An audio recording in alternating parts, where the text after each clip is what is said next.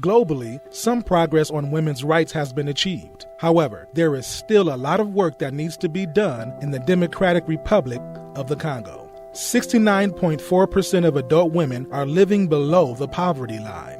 The maternal mortality rate per 100,000 live births is 473. 35.6% of women are subject to physical and sexual abuse from their intimate partner within the 12-month period.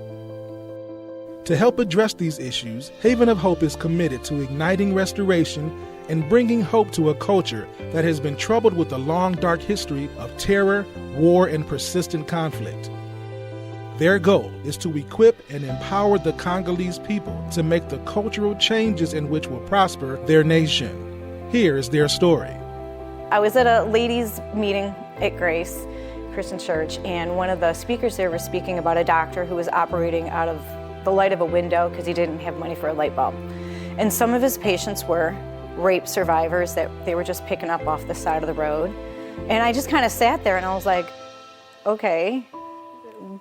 But then she started to go on to say, well, when he's done giving birth, with their babies or doing reconstructive surgery, there's nobody there to pick them up. Like they're completely rejected by family and villages. And I kind of sat there and I was like, well, I'm still not processing. So I walked up to her and I'm like, I don't understand. Like, what do you mean? She says, no, they're considered a curse due to there is like a witchcraft ancestry belief there that the villages don't want anything to do with them. Family doesn't want anything to do with them. So I'm thinking, okay, age group. She's like, I don't know, anywhere between 12 and up.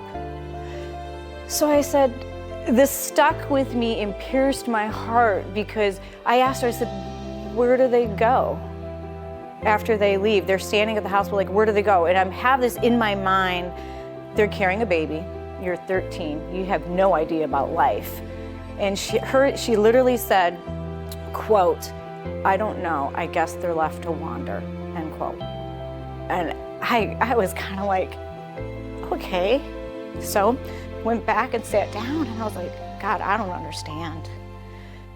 We don't do that here. We've got all kinds of counseling and buildings, and we've got law enforcement and programs to help the girls. And I saw a quick flash of a building. And then I came home and I told Randall, I said, we need to go help girls in Africa. And that's kind of how we got started. And he was like, okay, we'll send money. And I'm like, no, I think we need to build a building. We need to buy a building. We need to do something because they have nowhere to go. Like, they have to have a place to feel safe and loved and to learn and be taught, that they're not a curse. I remember her coming back from a women's conference at our church and her telling me what she had heard that day. And what it was these women who were being assaulted, raped, and rejected. And I know she asked the question that really sticks with the whole idea behind this is, what happens to these women once they're raped and rejected? Well, they just become wanderers. They're considered street dogs. That's the term they use for them. In August of 2015, Randall and Rochelle pioneered Haven of Hope in response to the atrocities and brutality of rape being used as a weapon of war in the Democratic Republic of Congo. Fighting for those who have lost hope through violence, brutality, and rejection, they are helping to release trauma, restoring identity, and reclaiming destinies in others. Some of the main issues that we're helping the girls through really is emotional trauma for me, the emotional trauma, the spiritual trauma, and physical trauma. So the emotional trauma is the rejection, the abandonment, the shame.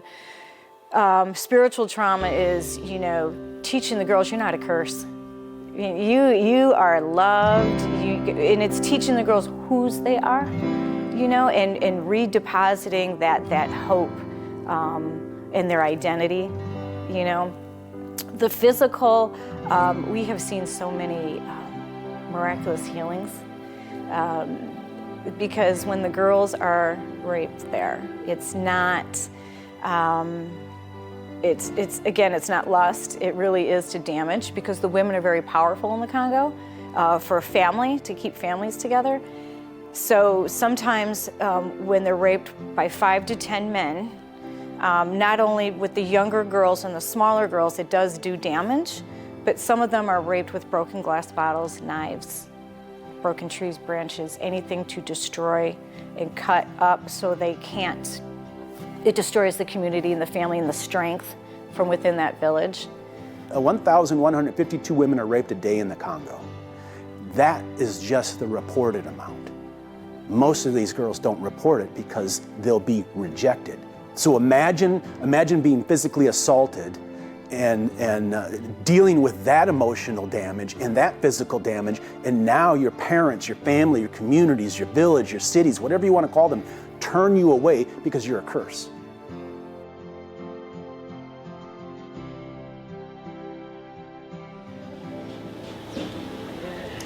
En fait, je vous salue vous tous au nom de Jésus-Christ. Moi, c'est Riziki Safari. Je suis orpheline du père. Et tant que j'ai encore ma maman, mais elle aussi, elle n'a pas de moyens. Alors, à cause de cela, je suis partie chez mon oncle paternel.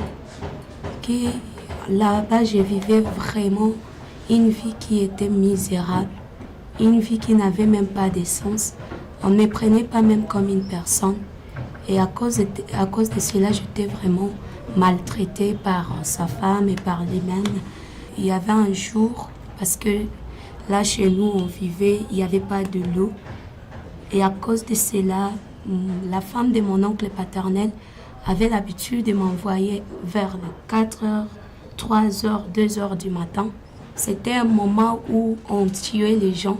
C'était un temps où personne ne pouvait aller seul. Mais moi, je me suis retrouvée en cours de route toute seule. Il y avait deux bandits qui m'ont attaquée en cours de route parce que j'étais seule. Gloire à Dieu parce qu'ils ne m'ont pas tuée. Je croyais qu'ils pouvaient me tuer, mais ils se sont abusés de moi sexuellement. Ils m'ont déviergée parce que je gardais encore ma virginité. Parce que je me disais, un jour, même si papa n'est plus, maman est là. Je vais honorer ma mère avec ce que j'ai. Mais le diable n'a pas voulu que je puisse honorer ma maman avec ma virginité. Although Haven of Hope provides services that address the mental, spiritual, and emotional needs of their girls, their ultimate goal is to secure a building where they can serve them in a greater capacity. One of the biggest things is we have our home. We're currently renting it, so we want to make sure that that's the right location for the girls. And then we want to be able to approach, if that's the right place for the girls, to purchase the building.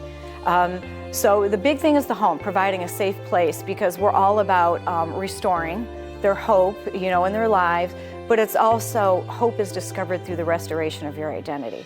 And this is a place for the girls that are with the extreme cases can sleep there with their children, and then we have a multiple programs there in which they can pick what industry they want to go into, and we do skilled trades training. So this isn't something that we're just going to keep throwing money at them. We're equipping them so that they can grow, so they can support themselves in the future, them and their children.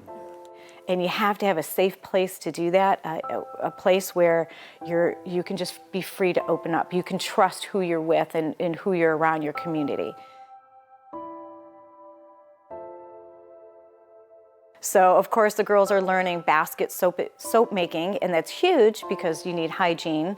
But the basket making helps to sell so other Congolese women can carry, their fruits and their avocados and all that. Sewing is huge. Their clothes are beautiful. So tailoring and designing in that, computer business management. So we're teaching that as well. And then we are also teaching, believe it or not, commercial painting buildings and houses and stuff like that. So we're doing that. The girls receive counseling twice a week. So they're going to continue to learn more about releasing their trauma and to receive that healing. Merci Seigneur. Merci Seigneur pour m'avoir consolé.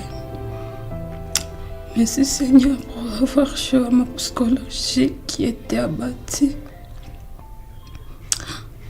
Merci parce que tu traces des chemins là où il n'y en a pas. Merci parce que tu donnes la force aux faibles. Je lève ma voix, je lève mes yeux, je lève mes mains. Je prie pour toutes les filles, pour toutes les personnes qui sont abattues au Congo, en RDC, qui ont parcouru des victimes, à qui leur psychologie.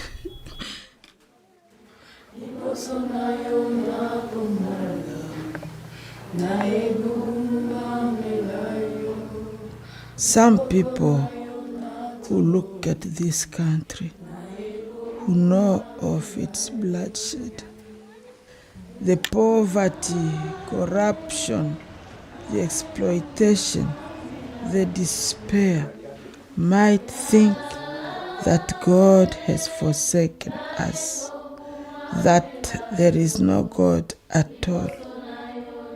But God is here.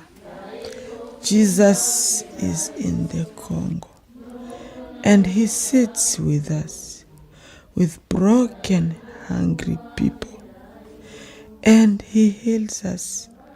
He heals our hearts, our bodies, our spirit, and we believe that he will heal our land also.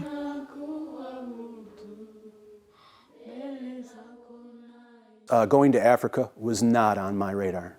It's not something I ever wanted to. I didn't ask for this, didn't want it.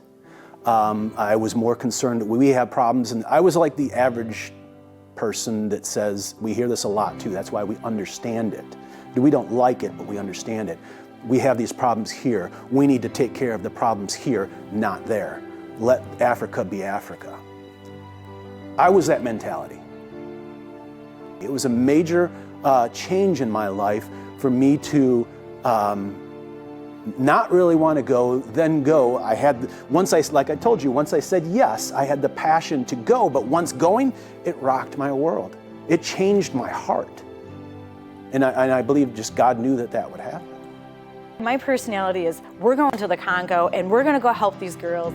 So now it's more of really pushing it past the girls. So, we were able to speak at a couple churches, and it was like, hey, we need to start loving people in a loving way, obviously in a very loving way. Like, Jesus went across the lake for the one that was cast out. Nobody wanted. They was chained up, and nobody wanted anything to do with him.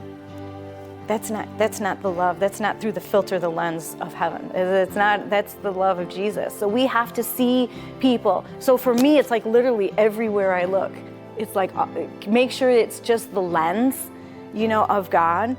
Joseph Campbell once said, when we quit thinking primarily about ourselves and our own self-preservation, we undergo a truly heroic transformation of consciousness. Through the mission of Haven of Hope, Rochelle and Randall have seen lives transformed for the better. Not only the lives of the girls, but their own lives have been altered as well. We're seeing a change. We're seeing the younger men start accepting the women. We have a young girl, Belugi, and Belugi, she used to sing in the church choir, and she was raped on the way to church. And ever since that happened, and then she was rejected by her family, her mother, her father, she stopped singing.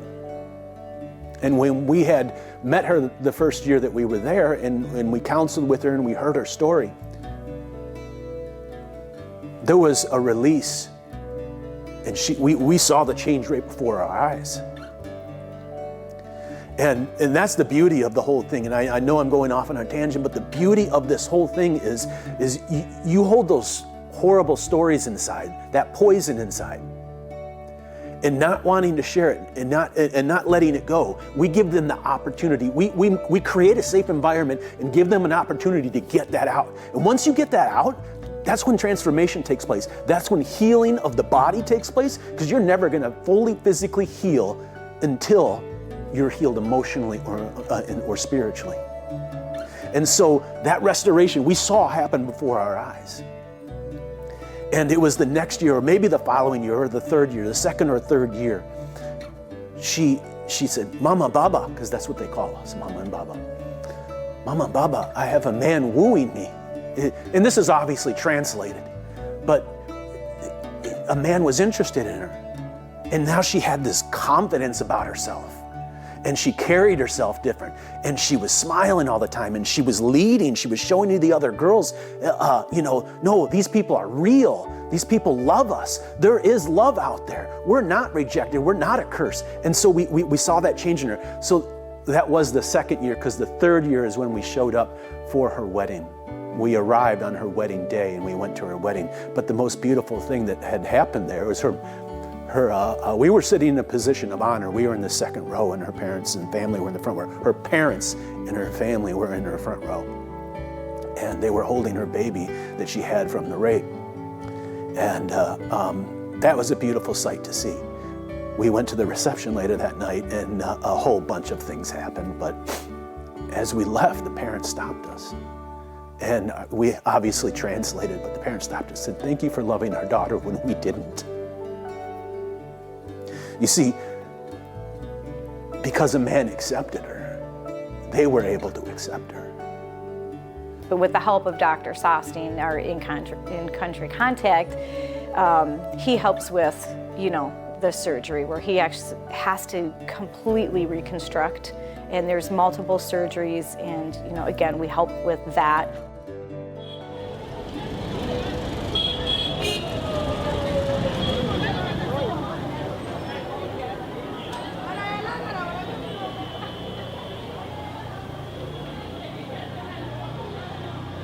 Les violences sexuelles, c'est faux, ou en tout cas c'est pour détruire les sociétés.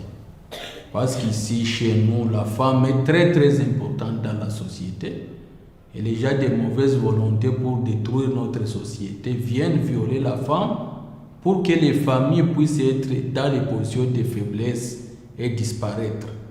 C'est différent de la violence sexuelle en Europe ou aux États-Unis où seulement c'est l'envie sexuelle qui accompagne les violeurs.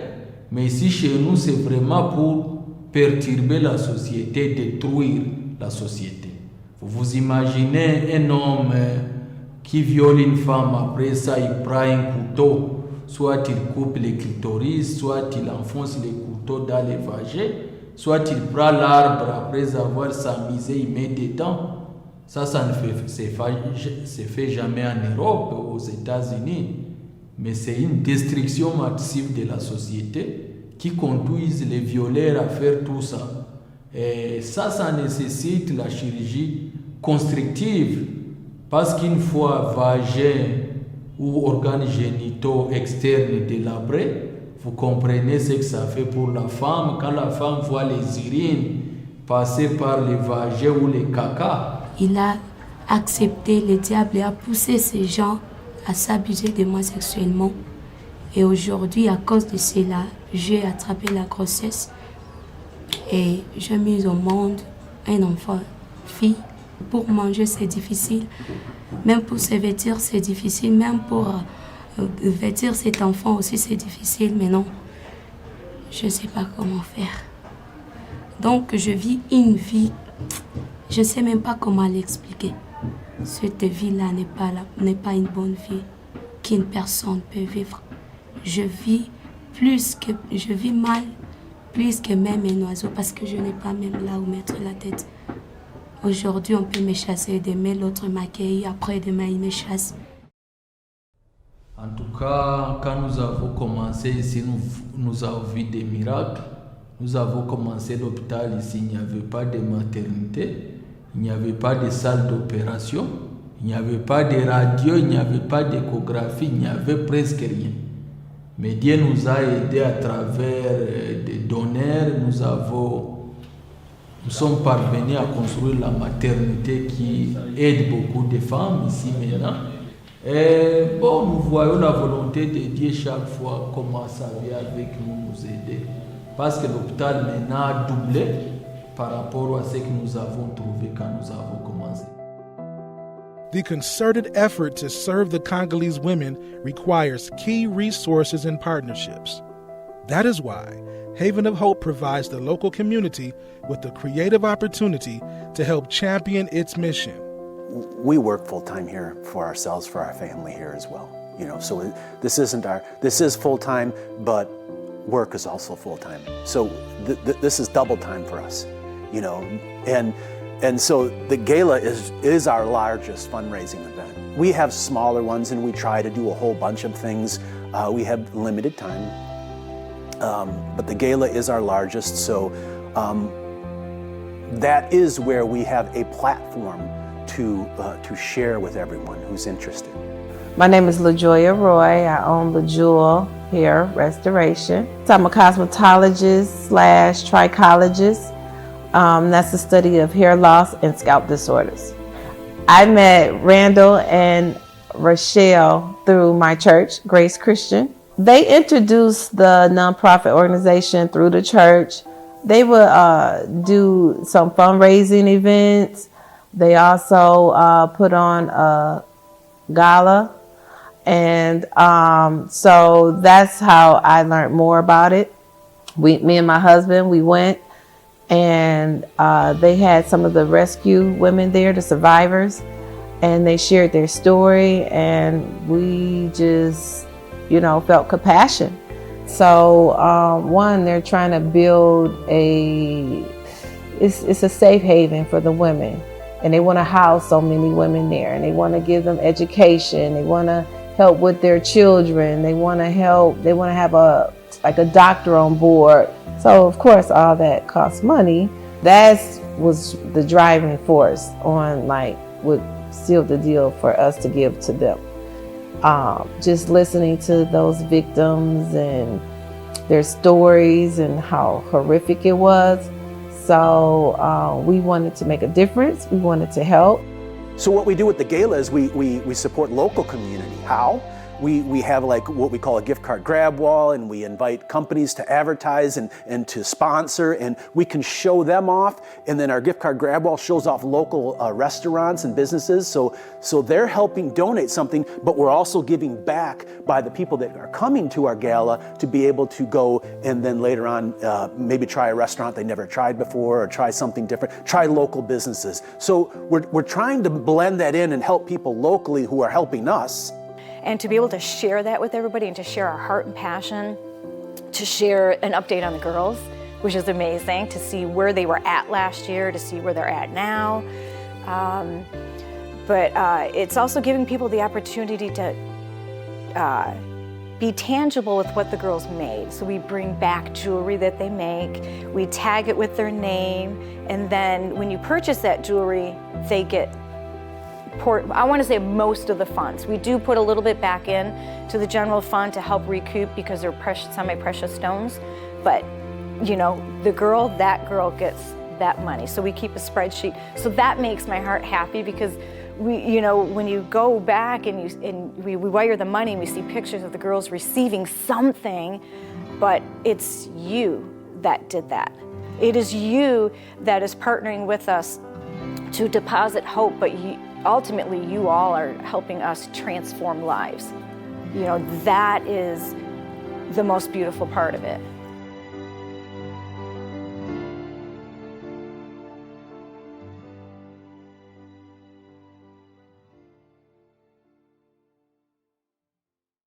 The need of our Savior is no secret in this place. In this country, we live on our knees. Without him, we can do nothing, but we are not without him. He helps us to go on with this life. With him, we can do all things, even the hardest things, the very impossible things. Papa était informé qu'il y a une maman qui sauve les gens. Et maintenant, maman London, qui a compris comment j'habitais, qui savait ma douleur et qui savait comment j'étais traumatisée. Et maintenant, jusqu'aujourd'hui, ça fait 4 ans que je vis chez elle. À propos de la maison, j'ai compris le groupe Heaven of Hope qui était venu chez nous. Maman m'a dit qu'il y a un groupe qu'il connaît qui peut m'aider. On that way, he brought Randall and Rachel to us, 2 people who are not from our country, whose language is not our language, whose skin does not look like our skin, but who love God the way we love Him. And that love has made us family.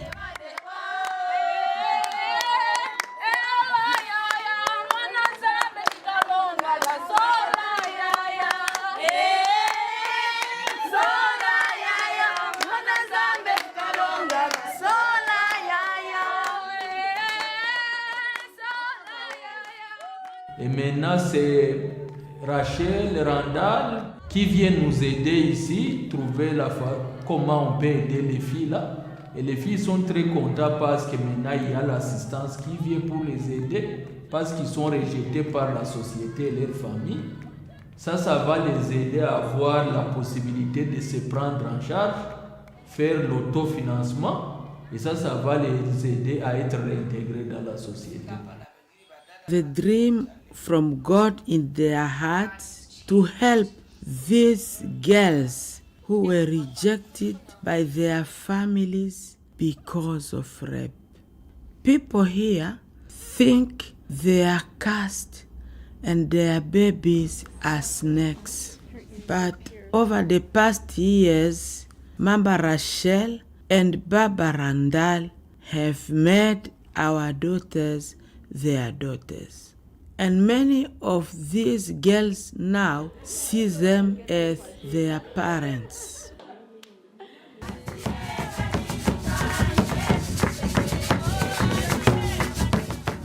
The girls here all know the plan that Mama Rachel and Baba Randall have to buy the house.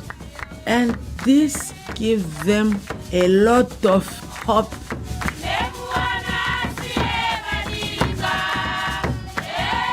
Moi, je trouve ça vraiment important parce que pour nous qui n'avons pas où rester, peut-être par exemple, ça peut nous aider à trouver une place là où rester nous et nos enfants. Parce que même dans la famille, on ne nous considère plus. Dans la famille, donc on ne nous donne plus la valeur d'être un enfant. Donc on nous a écartés, nous, à qui on a abusé sexuellement. Alors, cette maison-là peut nous aider à trouver là où rester. Parce que si nous avons là où rester, peut-être on peut aussi voir notre valeur.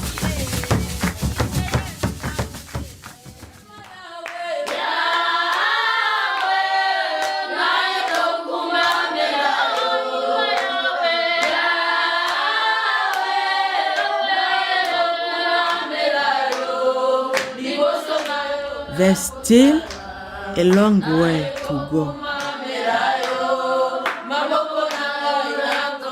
But we believe that He is with our girls and He will lead them home.